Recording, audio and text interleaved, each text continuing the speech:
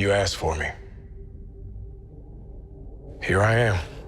The official trailer for Captain America Brave New World recently dropped, and there is a lot to unpack, so let's get started. The Serpent Society was heavily featured in this trailer. At 45 seconds in, you can see, I'm guessing, Giancarlo Esposito's Sidewinder. Yes, Sidewinder. We know that he is part of the Serpent Society because the jacket literally says so.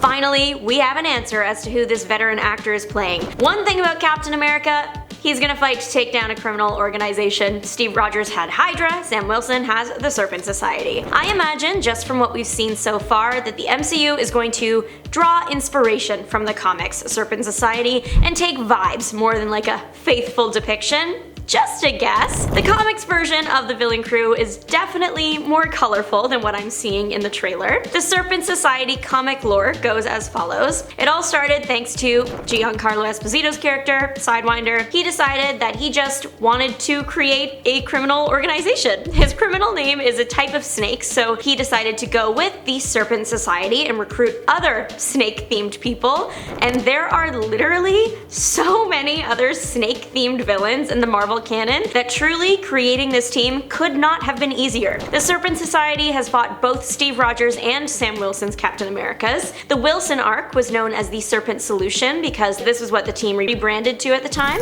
They became a group that one could hire to do the work you didn't want your name attached to. They started this journey in genetic experiments, but were aiming to mess with the economy and the military-industrial complex. Aiming high, that's for sure. Since it looks like the MCU Serpents are looking to mess with the president, I wouldn't be surprised if some inspiration was drawn from this arc. This is also the first time Sam's Cap fights alongside Joaquin's Falcon. Sam gets thrown out a window and Joaquin catches him. Years ago, I'm talking before the name of Captain America Civil War was announced officially, Serpent Society was actually being teased. To throw people off Marvel's game, the name Captain America Serpent Society was released. Only they lied. The movie was really called Civil War. At the time this happened, Kevin Feige joked that now Serpent Society was on people's radar, and now here we are, almost a decade later, and they're actually doing it. Kevin Feige is a mastermind. And that whole situation, the same thing kind of happened with this movie too. The name was Captain America New World Order, but now it's Brave New World. Now the Serpent Society we just talked about, if you'll believe me, is just one of the snake-themed groups that Sam Wilson has had to face off against. There was also the Serpent Squad. This one is kind of similar to the Serpent Society in that it's just snake-themed villains working together. There is actually some overlap in membership between the Serpent Society and the Squad. The other serpent-themed group, Sons of the Serpent, is pretty different.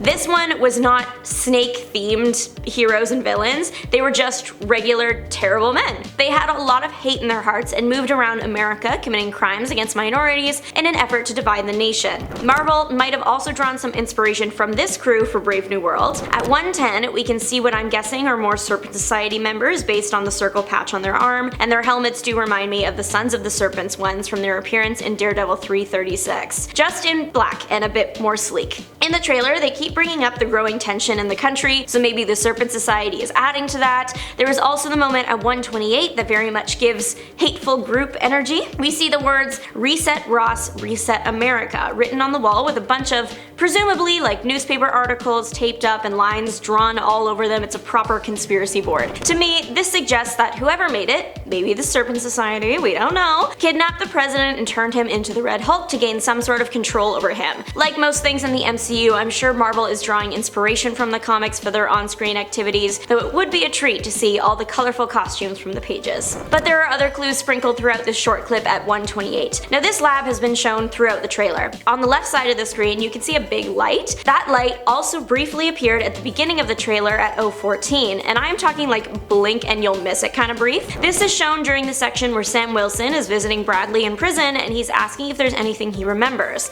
The trailer cuts to cameras flashing at the event where Isaiah Bradley eventually attacked the president, and it shows a quick flash of this light. To me, this implies that the villain of the movie is somehow brainwashing people and that maybe their trigger is flashing lights. Throughout the trailer, we see flashes of a mysterious lab, and I do believe it was this one. At 119, we get another split screen. Some kind of brainwashing chair is on one side, and then Joaquin Torres is on the other. I believe both screens are showing the exact same room, because behind Joaquin, it's kind of blurry, but you can see the same chair appear an overhead red light. And then in the background of 128 on the right side of the screen, that setup is there again. So Joaquin, love ya, you should probably leave that area. At about 47 seconds in, we see somebody at a grave reading more. There is currently one established more that I can find in the MCU, and that is a SHIELD agent who appeared in Captain America: The Winter Soldier. He was a very small feature in the scene right before Cap gives his big speech to the SHIELD facility. It's unclear if this is the same Moore. Someone is standing over Moore's grave with their backs to us. I don't want to say for sure who it is because there's always room for error. It definitely does look like an older gentleman though, so maybe it was Moore's father, or it's the character Giancarlo Esposito is playing, or even the president, since there seems to be a bodyguard there too. We don't know. A funeral has been shown in both trailers released for this movie. We don't know who exactly it is yet either, but they must have been a big deal considering they're getting a proper soldier's funeral and Captain America is there. In the trailer, they keep bringing up being on the brink of war, tension in the country. Not only are we hearing this, but we're also literally seeing it in the lines drawn down the middle of the screen. Marvel is really trying to get this point across, and it works. I'm certainly not complaining. It's like getting two trailers in one. One online user pointed out that the lines might be a callback, or just a neat coincidence, to the 2003 Eric Bana Hulk movie. You can see in the trailer that they also break up the screen in that one. Apparently, this was done to emulate comic book pages, which is a really cool idea. Also, for anyone who noticed, Sam Wilson totally broke his ankle at about 106 to 108. I mean, look at it. That is not the angle one wants to land on when they're diving towards the earth faster than a speeding bullet. I just thought it was funny. It's really not important in the long run. A major moment in the trailer though was seeing Harrison Ford's President Ross turn into the Red Hulk for the first time. This was as exciting for fans as it probably was terrifying for the reporters at the scene and also all of America who's probably watching this live. Imagine watching the president live on TV and then suddenly he just hulks out into color you didn't even know was possible and starts fighting Captain America. What do you even do in that situation?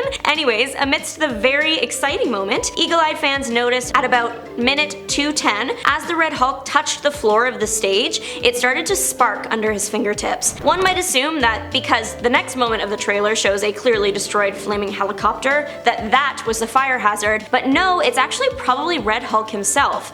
Sometimes it even looks like his whole body is on fire, so let me explain what's going on. With Bruce Banner's Hulk, the gamma radiation really is just his problem. The madder he gets, the stronger it makes him. But President Ross is kind of the same but different. What makes Red Hulk dangerous is the gamma radiation is now everyone else's problem too. Red Hulk is constantly emitting gamma radiation, and the angrier he gets, the more he emits, to the point where he literally burns what he touches. That's why the stage started sparking, and it's also possibly the reason why everything around him was on fire shortly after. And the giant celestial head that we saw in the teaser has made a reappearance in this trailer in a big way. You certainly can't miss it, with it appearing at minute 116, 135 to 140, and 154. The celestial head, it likely is going to introduce adamantium, it contains it, which would lay some groundwork for the MCU debuting their version of the X-Men. It's also important to introduce adamantium in this movie because it's one of the only things confirmed to truly hurt a Hulk. And I don't think I need to explain why Captain America might need this metal in this movie. But what do you think? Let us know. Bye!